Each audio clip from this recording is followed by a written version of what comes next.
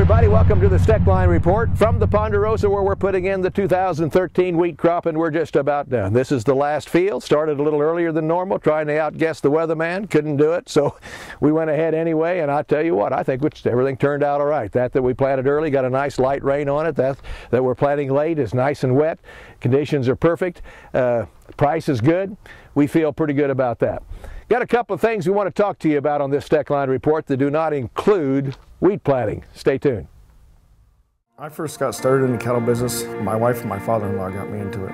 I love dealing with the animals and being in the outdoors. At American Ag Credit, I know a lot of them are in the same business that I am. You know, therefore they understand what I need and what problems I'm against, so they can work with you on it, and it makes it much easier. It's been passed down to me through the generations, and I want to pass it on down to the next generation or two.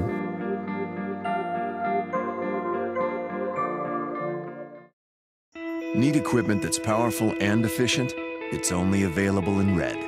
While other manufacturers are scrambling for long-term solutions, Case IH is already in the field, both with our tractors and our all-new combines and sprayers, featuring the same industry-leading engine technology. The world of farming is changing. Will you be ready? I'm ready. Straub International, we're helping Kansas grow. Hello everybody, welcome to the Steckline Report and the Ponderosa as we put the 2013 wheat crop in. In fact, we're at the last field. Things wrapped up and it went in pretty good. We had just a nice little rain shower there at one time a week or so ago to kind of even that I had planted for some grazing. Got a drink and it comes up nice. It would have been spotty if it hadn't. And here we are with nice moisture in the ground. I think it'll all come up without any more rain.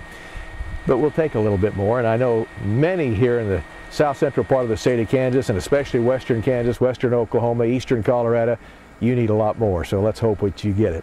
In the meantime, we see a nice price rise in this old grain market, especially for wheat and corn after the report that came out from USDA indicating that the supplies were a little bit less than anybody had guessed. The traders are kind of flamboozled as to what happened there. But if they're going to believe in the reports, they better believe in them and get on down the road and keep the market strong. It was strong one day and then sold off, and so it just it didn't make a heck of a lot of difference, but it sure holds the strength of this grain market in here that we kind of like to see going into 2013. By the way, we don't have a farm bill. It expired, and the new one will not be discussed or talked about until after the election because the politicians are scared as to what will happen there. They're fooling with the it's not the farm program that's got them concerned. It's the nutrition program and the food stamp program, which is the major part of the farm bill. And they don't want to cut a bunch of nutrition programs and people out of those food stamps because they might vote for them. I don't want to get into that today. It's more fun out here just thinking about planting wheat. So, but that's the reason. And they are telling us that the expiration of the old farm bill is not going to do a lot of harm to us.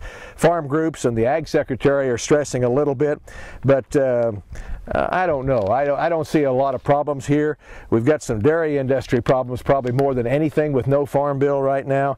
They're going to have some payment problems if we don't get something solved pretty quick, and a payment problem at a time when the dairy people in this country are having the worst time in the world. High grain prices and the milk prices aren't keeping up with it, so I kind of feel for them. Now, the final story that I want to talk about today involves two things that I've made my living at: farming and broadcasting. And I got to tell you, I'm going to be on the farmer's side this time again, because I see by headlines that Beef Products Incorporated is suing ABC News for $1.2 billion. You remember that pink slime deal? That's why they're doing it. And quite honestly, I'm with them. I think it's terrible coverage by ABC and others.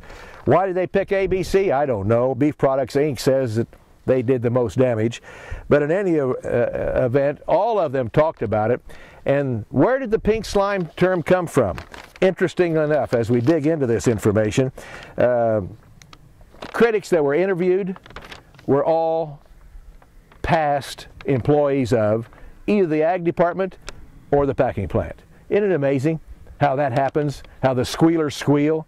and they know more than anything else. In any event, U.S. Department of Agriculture official Gerald Zernstein is the guy that coined the product name pink slime, and boy did ABC and everybody else in the media jump on that and use that.